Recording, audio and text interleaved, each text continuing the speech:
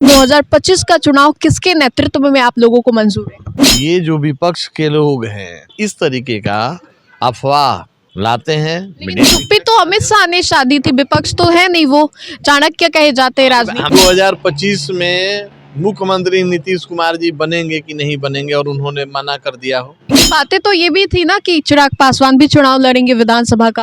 आज जब बिहार में बीपीएससी की अभ्यर्थी सड़कों पर हैं, चिराग पासवान एक भी दिन नहीं दिखाई दिए, वहीं तेजस्वी यादव जा रहे हैं। नमस्कार, आप देख रहे हैं देशवा न्यूज, आपके साथ मैं हूँ राजनंदिनी। मुख्यमंत्री नीतीश कुमार को लेकर के जिस तरीके से बिहार की राजनीति में सवाल बना हुआ है, अभी सबसे बड़ा सवाल है कि 2025 का चुनाव किसके नेतृत्व में होगा। अमित शाह की चुप्पी के बाद से भले ही जदयू, बीजेपी, एलजेपीआर या फिर एनडीए के जितने भी घटक दल हैं अपनी अपनी ओर से बयान दे रहे हो, लेकिन कहीं ना कहीं जिस तरीके से जदयू की ओर से पोस्टर लगाया जा रहा है 2025 फिर से नीतीश, किस ओर इशारा कर रही है। इन तमाम मुद्दों पर बातचीत करने के लिए हमारे साथ लोक जनशक्ति पार्टी की ओर से हुलास पांडे जी हैं। 2025 का चुनाव किसके नेतृत्व में आप लोगों को मंजूर है? देखिए, एनडीए का जो एक स्वरूप बना है और वर्तमान में पता नहीं कहाँ से ये बात प्रश्न खड़ा होता है। वर्तमान में जिस तरीके से एनडीए का नेतृत्व और देश का नेतृत्व यशस्वी प्रधानमंत्री नरेंद्र मोदी जी कर रहे हैं, इसमें कहीं कोई पहले से भी संदेह नहीं था। और उसी तरीके से बिहार में माननीय मुख्यमंत्री नीतीश कुमार जी जब यहाँ का नेतृत्व कर रहे हैं और बड़े अच्छे तरीके से सभी का सामंजस्य बना हुआ है, सभी दलों का हमारा जो घटक दल है, इसमें घटक दलों में से कहीं कोई संदेह नहीं है।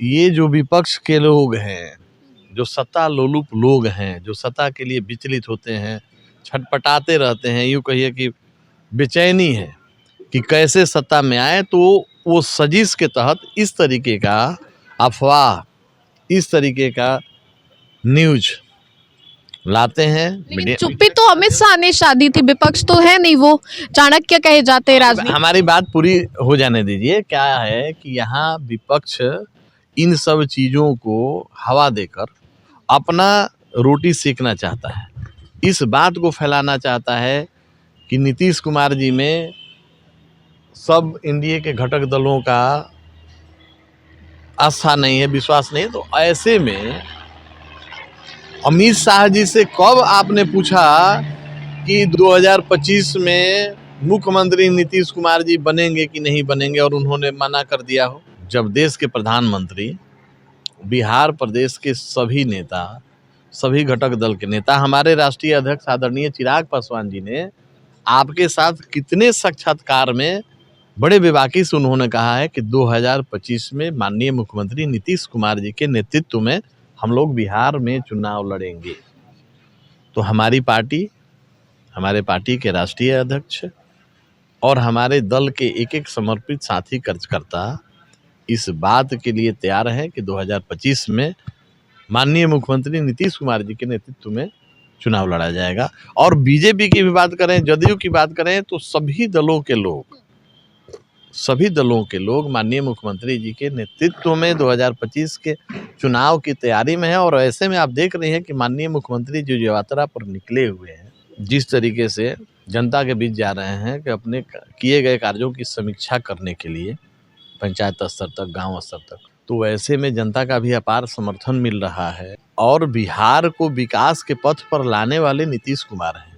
जो लोग टकटकी लगाए हुए हैं कि कैसे भी इन किन प्रकरण फिर से कोई उलटफेर हो जाए, फिर गठबंधन में कोई गलतफहमी आ जाए और गठबंधन बिखरे, ताकि उनके साथ गठबंधन हो जाए और हम फिर से सत्ता में आ जाएं और सत्ता का लाभ ले सके, वैसे लोगों का मंशा पूरा नहीं होने वाला है। एनडीए के सभी घटक दल एकजुटता से बातें तो ये भी थी ना कि चिराग पासवान भी चुनाव लड़ेंगे विधानसभा का। देखिए, एक साक्षात्कार में जैसे आप हमारे साथ अभी हमारा बाइट ले रही हैं, उसी तरीके से हमारे नेता ने एक किसी बड़े मीडिया हाउसेज में उनका इंटरव्यू हो रहा था, तो कुछ ऐसा प्रश्न आया तो उन्होंने बताया कि पार्टी अगर चाहेगी, तो उनका एक बड़ा लाइन कि लोक जनशक्ति पार्टी रामविलास अगर तय करेगी कि हमारे नेता और हमारे पार्टी के राष्ट्रीय अध्यक्ष भारत सरकार के माननीय मंत्री चिराग पासवान जी को विधानसभा लड़ना चाहिए, अगर पार्टी ऐसी प्रस्ताव देगी तो विधानसभा लड़ेंगे। तो वैसे में उनका निजी राय ये नहीं है, उनका हमेशा बिहार के बारे में सोच रहा है। हमेशा से उन्होंने कहा है कि बिहार फर्स्ट, बिहारी फर्स्ट, और बिहार को लेकर ही, बिहार को केंद्र मानकर ही अपने राजनीति में वो हमेशा एक कदम आगे बढ़े। आज जब बिहार में बीपीएससी की अभ्यर्थी सड़कों पर हैं, चिराग पासवान एक भी दिन नहीं दिखाई दिए, वहीं तेजस्वी यादव जा रहे हैं, मुकेश रोशन आरजेडी के युवा नेता हैं वो जा रहे हैं। देखिए कब कौन नेता जाते हैं, अब जब हम अब बाढ़ की चर्चा करेंगे, आज अभ्यर्थियों की चर्चा हो रही है तो इसके पहले एक बाढ़ की भी चर्चा हो जाए। बाढ़ में हम सब लोग, हमारे नेता आदरणीय चिराग पासवान जी के साथ जब बाढ़ पीड़ितों के बीच में गए तो उस समय जो नेता अभी जाके फोटो खिंचवाते हैं कि हम अभ्यर्थियों के हित में काम कर रहे हैं या उनके साथ खड़े हैं, वो लोग विदेश भ्रमण कर रहे हैं। शायद इससे बड़ा मुद्दा था, अभ्यर्थियों का भी बहुत बड़ा मुद्दा है और निश्चित तौर पे उनके साथ सबकी सहानुभूति है। लेकिन जो प्रबंधन है, जो बोर्ड ने नियम बनाए हैं, जो बोर्ड का निर्णय है, एक व्यवस्था के अंतर्गत हम पूरी संवेदना रखते हैं अभ्यर्थियों के साथ, हमारे राष्ट्रीय अध्यक्ष भी रखते हैं।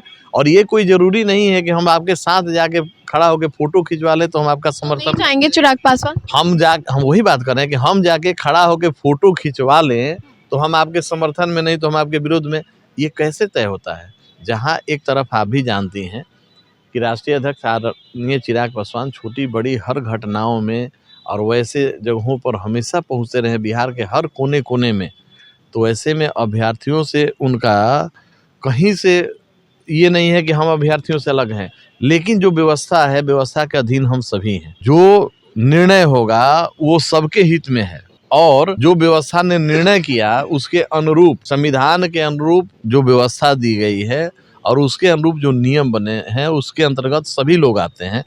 तो पूरी व्यवस्था के साथ हम पूरी ईमानदारी के साथ अभ्यर्थियों से पूरी सहानुभूति रखते हैं, हमारे नेता भी पूरी सहानुभूति रखते हैं। तो देखिए, विधानसभा का चुनाव और साथ ही साथ बीते कुछ दिनों से जो बीपीएससी अभ्यर्थी सड़कों पर उतरे हुए हैं और लगातार बोल रहे हैं कि अलग अलग राज्य के जितने भी नेता हैं वो जा रहे हैं और साथ ही साथ सहानुभूति भी जता रहे हैं, लेकिन ऐसे में चिराग पासवान भी वहां जाएंगे, इसको लेकर के हुलास पांडे ने बताया है। फिलहाल के लिए सब अपडेट्स में इतना ही, हम दोबारा जुड़ेंगे। धन्यवाद।